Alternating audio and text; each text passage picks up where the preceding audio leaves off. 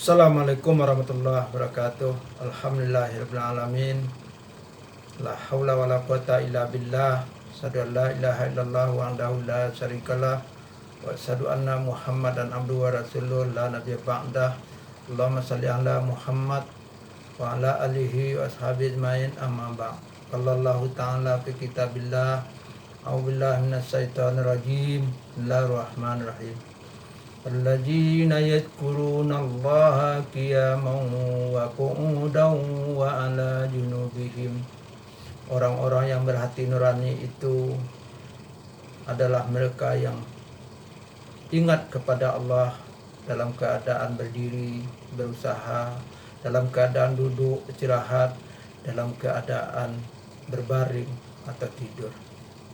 Wa qala aidan alladzina amanu wa tatma'innul qulubi dzikrillah ala bi dzikrillahi tatma'innul qulub. Orang-orang yang beriman itu hatinya melejit, tenang karena selalu ingat kepada Allah.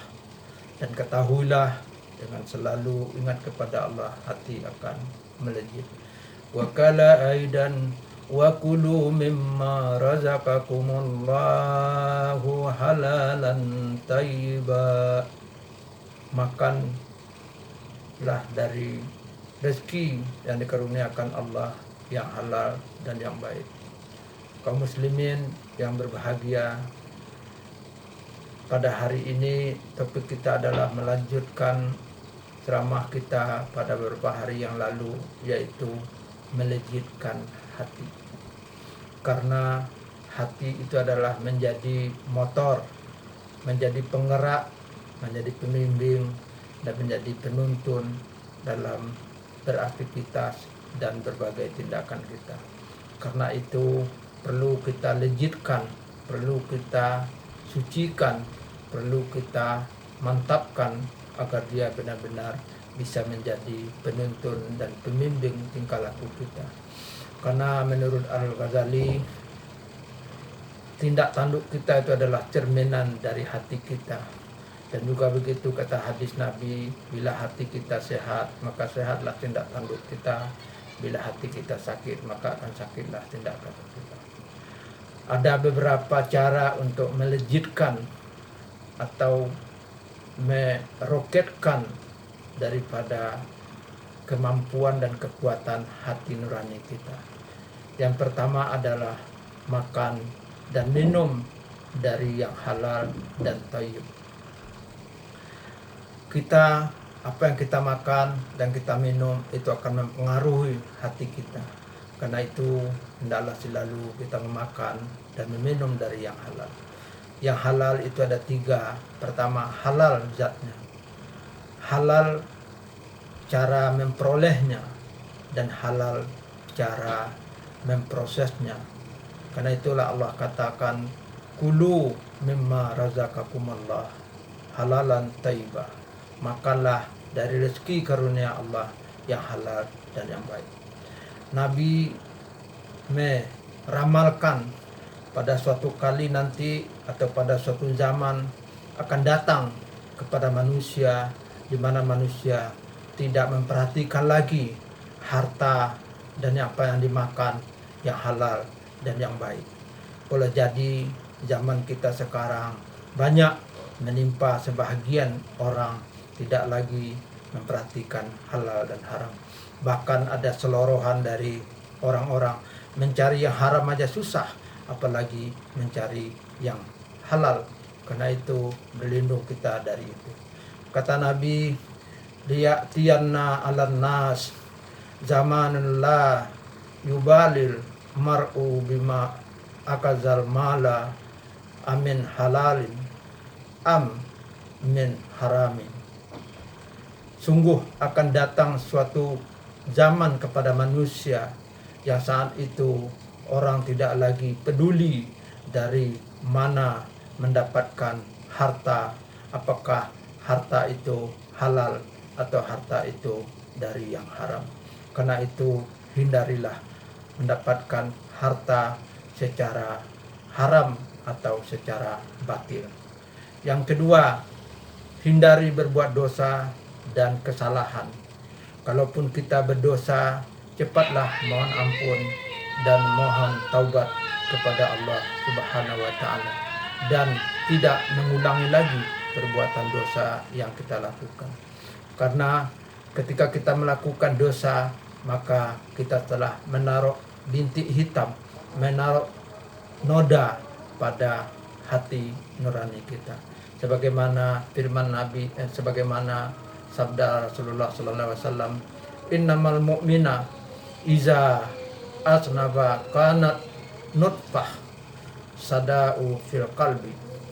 Sesungguhnya orang beriman itu kalau berbuat dosa maka akan terbentuk bercak hitam di kalbunya. Hadis riwayat Ibnu Majah. Walladzina iza fa'alu fahisatan aw zalamu anfusahum zakarullah fastaghfiru li dzunubihim wa may yaghfiru dzunuba illallah wa lam yusirru ala ma fa'alu wa hum ya'lamun. Orang-orang yang apabila melakukan perbuatan fahisah, keji atau menzalimi dirinya sendiri, zakarullah, dia cepat ingat kepada Allah, fastaghfiru, dan kemudian memohon ampun terhadap dosa-dosanya. Dan siapa lagi yang akan mengampuni dosa kita kalau bukan Allah Subhanahu wa taala. Walam yusirru, di sini Allah menggunakan kata walam, itu artinya selamanya tidak akan diulangi lagi dan dilakukan lagi perbuatan keji dan menzalimi diri sendiri itu. Itulah yang kedua, cara kita melejitkan hati nurani kita. Yang ketiga adalah membiasakan berbuat baik atau bermoral. Ada dua tindakan moral atau baik yang kita lakukan, yang itu yang pertama adalah yang kita kenal dengan imperatif hipotesis, yaitu berbuat baik dengan mempertimbangkan untung rugi, mempertimbangkan dampak, mempertimbangkan akibat dari perbuatan baik yang kita lakukan. Sebagai contoh, kalau kita menolong orang, kita memuluskan jalan orang, kita berbuat baik kepada orang dengan pertimbangan kalau orang itu nanti pada suatu waktu akan berbuat baik juga kepada kita. Begitu juga kalau kita salat, puasa dan zakat agar kita dimudahkan jalan oleh Allah, itu juga berbuat karena ada pamrih yang kita kenal dengan imperatif hipotesis. Yang kedua adalah imperatif kategoris, berbuat baik karena memang kebaikan itu sendiri, berbuat baik karena Allah Subhanahu wa taala, berbuat baik karena ikhlas tanpa ada embel-embel apa-apa pun. Kita salat, kita zakat karena memang salat dan zakat itu adalah baik. Persoalan Allah nanti dengannya akan mengabulkan doa-doa kita, dengannya akan Allah baik kepada kita, itu adalah hak Allah Subhanahu wa taala. Sebagaimana firman Allah, wa ahsin kama ahsanallahu ilaik. Berbuat baiklah kamu kepada Allah sebagaimana Allah telah berbuat baik kepada kita, dengan harapan Allah tidak pernah ingin membalas kebaikan Allah itu kan kepada kita diperbuatnya. Yang ketiga, memperbanyak baca Al-Quran dan zikir kepada Allah dalam bagaimanapun keadaan kita. Dengan kita memperbanyak membaca Al-Quran, itu hati kita akan melejit. Dengan memperbanyak zikir, hati kita akan melejit. Sebagaimana firman Allah, innamal mu'minuna allazina iza dzukirallahu wajilat qulubuhum wa iza tuliyat alaihim ayatuhu zadatuhum imana. Orang-orang yang beriman itu apabila diingatkan kepadanya nama Allah, maka bergetar hatinya, getaran cinta dan getaran takut. Kemudian mereka memperhatikan ayat-ayat Allah, baik ayat kauniyah dan ayat Qur'aniyah, maka bertambah imannya. Alladzina yadhkurunallaha qiyaman wa qu'udan wa 'ala junubihim.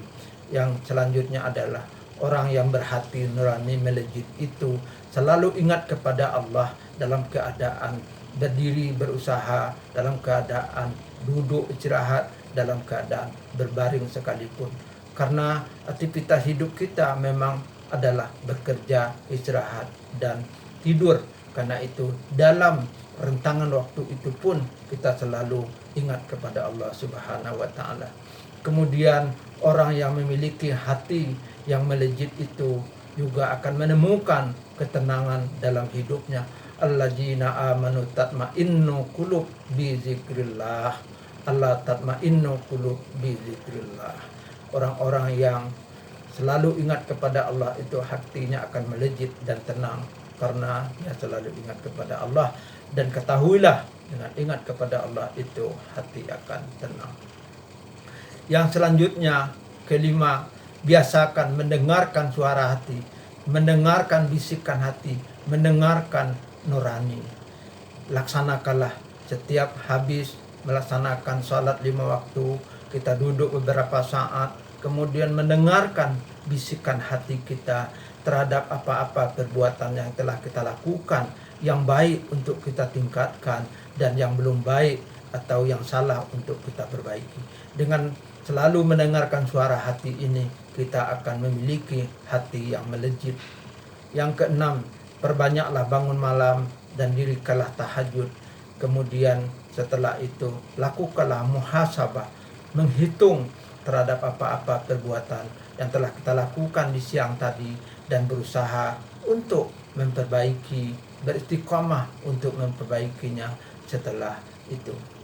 Yang ketujuh, selalulah berpikir positif dan jangan melihat ke atas dari sudut pandangan materi yang dimiliki oleh orang. Selalulah melihat dari sudut materi ke bawah, dan selalulah melihat ke atas dari sudut amal ibadah orang yang lebih banyak dari kita. Karena dengan begitu hati kita akan terdorong melejit untuk berbuat kebaikan. Karena kata Nabi, laisal ginna an kasratil arabi walakin ginna nafsi. Bukanlah yang dikatakan kaya itu orang yang memiliki harta benda yang banyak, walakin, tetapi yang disebut kaya itu adalah kaya hati atau kaya nurani. Karena itu mari kita dalam hidup ini selalu melihat dari hal sudut materi kepada orang yang lebih bawah dari kita, agar kita bersyukur, dan jangan melihat kepada orang yang lebih atas dari kita supaya kita tidak bersyukur. Yang kedelapan, perkaya diri dengan rasa malu dan merasa kurang ketika melakukan kebaikan yang belum banyak kita perbuat. Jadi perkaya diri kita sudah umurnya sekian, kok kebaikan masih sekian. Nah, kita malu dari orang-orang yang lebih muda dari kita yang kebaikannya sudah banyak. Perkaya juga diri dengan dengan rasa malu untuk tidak melakukan hal-hal yang tidak baik yang dilarang oleh Allah Subhanahu wa taala. Karena malu itu adalah bahagian dari iman. Wal haya'u syu'batun minal iman. Malu itu adalah bahagian dari iman. Terakhir adalah seringlah mendengarkan tausiah, nasihat, pencerahan, dan bergaul dengan orang-orang yang baik. Karena hakikat dari agama itu adalah nasihat. Adinun nasihah, yaitu agama itu adalah nasihat. Karena itu marilah kita latihkan diri kita untuk mencoba memiliki cara-cara yang seperti tadi, agar hati kita melejit menjadi penuntun dari hidup kita. Sebagaimana nyanyinya Pak Agim, jagalah hati, jangan kau nodai. Jagalah hati lentera hidup ini. Jagalah hati pembimbing hidup ini. Jagalah hati penuntun hidup ini. Jagalah hati hidayah hidup ini. Jagalah hati nur transmisi ilahi. Jagalah hati untuk menyelamatkan hidup nanti. Semoga kita mampu memiliki hati yang melejit. Mari kita mohon kepada Allah, semoga Allah membimbing kita untuk mendapatkan hati yang melejit, hati nurani yang sehat, hati nurani yang bening, agar kebeningan itu akan membuat nur ilahi menancap ke dalam sanubari kita. Mohon maaf, terima kasih. Wabillahi taufiq wal hidayah. Wassalamualaikum warahmatullahi wabarakatuh.